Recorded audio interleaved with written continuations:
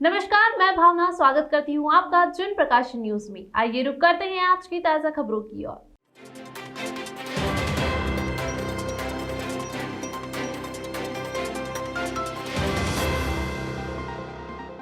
मध्य प्रदेश की आर्थिक राजधानी इंदौर में गुरुवार को कांग्रेस विधायक लक्ष्मण सिंह पहुंचे। उन्होंने रेसिडेंसी पर मीडिया से चर्चा करते हुए ज्वलंत मुद्दों पर अपनी बेबाक राय रखी। इंदौर में राजनीति से लेकर ताजा विवादों को लेकर भी उन्होंने स्पष्ट रुख रखा। दरअसल कांग्रेस के वरिष्ठ नेता और विधायक लक्ष्मण सिंह ने कंगना रनौत को लेकर कहा कि कंगना रनौत कलाकार के होने के साथ साथ इतिहासकार भी है, मुझे पता नहीं था। उन्होंने कहा कि कंगना को बयान देने से पहले इतिहास पढ़ना चाहिए। वहीं उन्होंने कहा पब्लिसिटी के लिए कंगना इस तरह के बयान देती है। इसके अलावा उन्होंने कहा कि कंगना को महात्मा गांधी के ऊपर टिप्पणी करने से भी बचना चाहिए।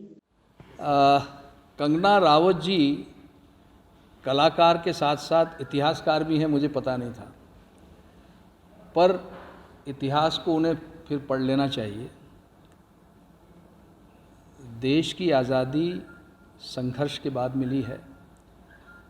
कई स्वतंत्रता संग्राम सेनानियों की और कई देशवासियों की जान गई है। कई देशवासी और हमारे नेता कांग्रेस पार्टी के फांसी पर लटके हैं। तो पहली बात तो ये है। दूसरा, वो पब्लिसिटी लेने के लिए बयान देती रहती हैं, स्वाभाविक है, पर मैं समझता हूँ उनको काफ़ी पब्लिसिटी मिल चुकी है, अब उनको आवश्यकता नहीं है। वो अपने आप में कलाकार हैं, मैं उनका सम्मान करता हूँ, लेकिन उनको महात्मा गांधी के ऊपर टिप्पणी करने से बचना चाहिए।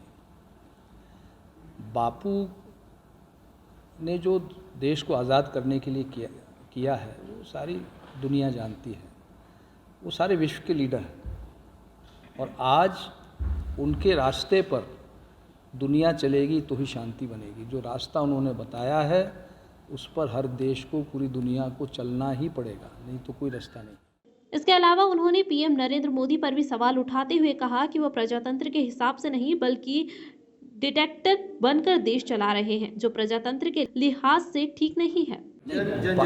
भाई, मोदी जी प्रधानमंत्री कहीं भी जा सकते हैं और जनजाति समुदाय ऐसा है जिसको कोई भी सरकार हो, कोई भी प्रधानमंत्री हो, उनको उनकी तरफ देखना ही पड़ेगा, उनकी तरफ ध्यान देना ही पड़ेगा, क्योंकि वो बड़ा कठिन जीवन जीते आए हैं और आज भी जीते हैं।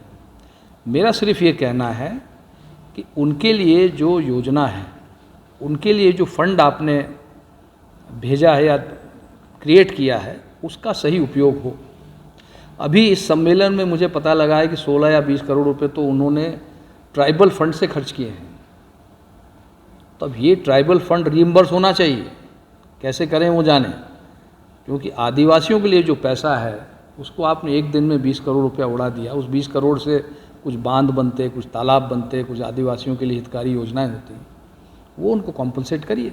यही मध्य प्रदेश में जो मध्य प्रदेश में शिवराज सरकार द्वारा हटाए गए कोरोना प्रतिबंधों को लेकर उन्होंने कहा कि शासन जल्दी कर रहा है, जबकि विश्व भर में कोरोना की तीसरी लहर की चेतावनी जारी की जा चुकी है। ऐसे में मध्य प्रदेश में सरकार की क्या मंशा है ये तो सरकार ही जाने, लेकिन कोरोना प्रतिबंधों को हटाए जाने को लेकर एक बार फिर सरकार को विचार करना चाहिए। मैं कमलनाथ जी से सहमत हूँ।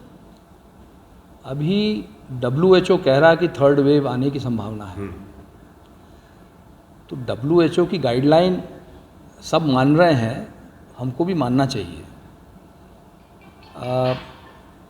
क्या मजबूरी है शासन की, मैं नहीं जानता।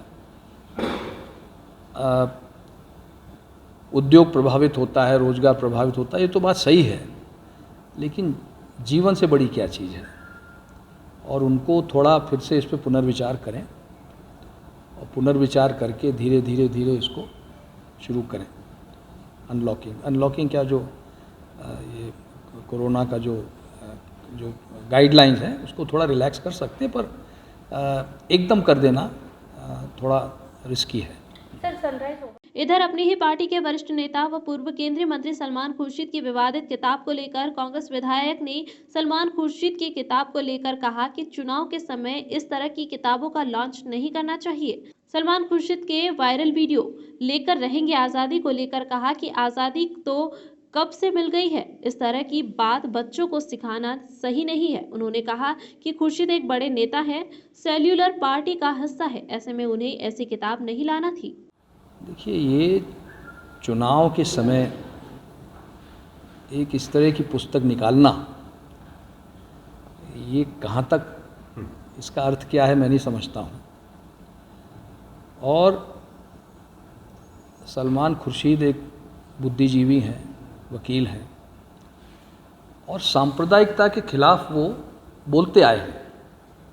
तो इस तरह की पुस्तक लिखना, ये भी एक सांप्रदायिक बात ही हुई। तो हम तो सेक्युलर पार्टी के लोग हैं, हमको इस तरह की सांप्रदायिक पुस्तक लिखना और इस तरह सांप्रदायिक बात करना, मैं समझता हूँ उनको शोभा नहीं देता है।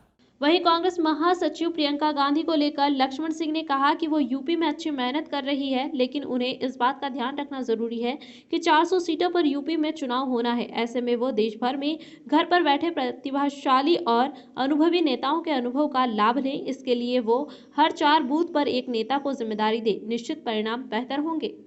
फिलहाल के लिए बस इतना ही। देखते रहिए जन प्रकाशन न्यूज।